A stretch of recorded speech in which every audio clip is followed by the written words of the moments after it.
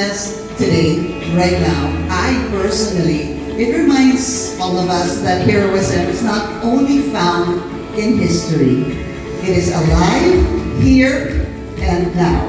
Good afternoon, everyone. I'm Ricky Webb, and welcome to the Hero for All launch. You know what? It is no coincidence, of course, that we gathered here today. It's a holiday as we commemorate Araw ng Kagitingan, a day that honors, of course, the courage of Filipinos and the heroes who fought for our freedom. Ngayong araw, mas mabibigyang lalim ang kahulugan ng kabayanihan. Because the courage and sacrifice once seen in times of war actually continue to live on in the lives of all of us, everyday Filipinos. And this is the heart of Hero for All. Through the AR Foundation and Casino Plus, we honor the stories of everyday Filipinos, individuals, of course, who embody resilience, selflessness, sama-sama na po natin lahat yan, and a deep commitment to creating positive change within their respective communities. Sila ang tinatawag nating mga makabagong bayan. And to tell us more about the Hero for All campaign, we welcome the founder of AR Foundation, multi-awarded actor, Mr. Alden Richards. Hello po, good afternoon, Miss Felix. So great to be here and of course to share the good news to all our media friends, of course, for the Hero for All launch. Thank you so much for being with us here today. Pero dapat ka nandito ka, syempre, AR Foundation. Yes, Hindi ka po. pwede hindi mawala. Thank you so much, Alden. So wait a minute, kamusta ka na? Okay naman. What have you been busy with?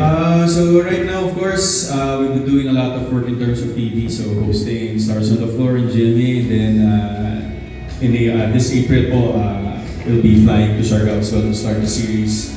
But moreover that, of course, di pa rin natin nakakalimutan yung tungkulin natin sa ating community. Well, right now, we're also focused on first the AR Foundation. We still continue to get scholars and for us to be able to break that cycle in the lives of these kids that wanted to finish school. So at the moment, we have 27, then 5 of them are already college graduates, and we're looking at 3 more students to graduate college this year. So with this, the foundation is looking for different ways to partner up with different institutions to even amplify the reach of help, regardless kung ano man yung form and ano yung intention of that advocacy. So yun, right now po, AR Foundation partnered up with Casino Plus for Hero for All, and I'm just so proud to be part of this movement because we're going to be able to highlight different individuals who are very much instrumental in doing social change within their communities. Doing good, di ba? Just simply that, and doing good for their communities, in their communities also. Pero gusto ko lang ikwento why ito yung naging, papakwento ko sa'yo, bakit ito ang inyong naging advocacy? Well, parang kasi of course, maraming taong gumagawa ng kabutihan and of course doing, nilalagay nila yung needs of others prior to theirs in the community without being recognized. So they're the so-called unsung heroes of our society.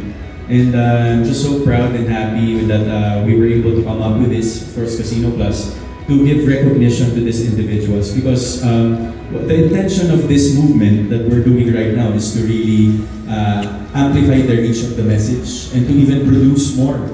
That's what I like. Yes. Yeah. There's these things. Produce more heroes na, to encourage them that, being able to do something good and to contribute to the society doesn't come with a great price. Hindi naman pinipili din ng yung pagiging hero natin, hindi naman yan na-determine sa antas ng buhay. Of course, where you are, whether you're someone from the working class or, doesn't matter where you are in the society. As long as you have the intention to bring change and to do good with the people around you, I think that's what really matters. And that's what this campaign is all about, is to really recognize these individuals and to inspire more people to be the same.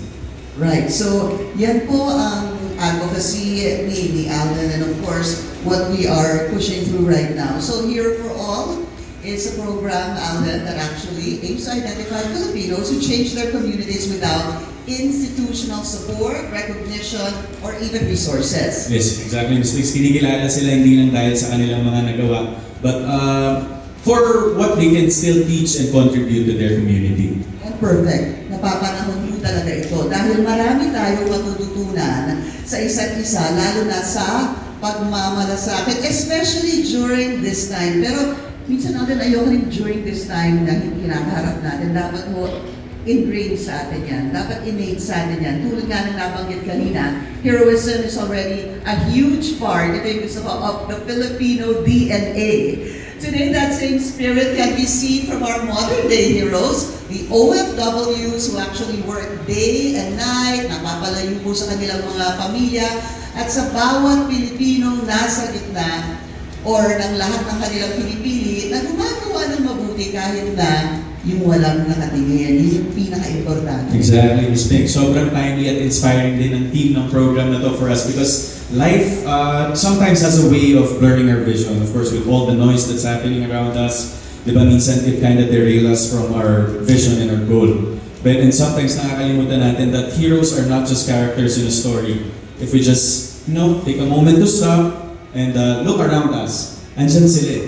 We will see them in the simplest and selfless acts of the people around us. Ito ramdam ko talaga that it's just so close to your heart, Alden, no?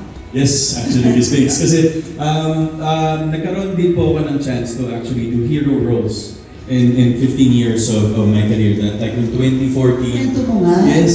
Noong 2014, I portrayed a national hero, which is Jose Rizal, in a series called Estrado. And in 2018, I played Victor Magtanggol also, which is a superhero themed teleserye. So parang it got me to realize that sometimes anyone can be a hero.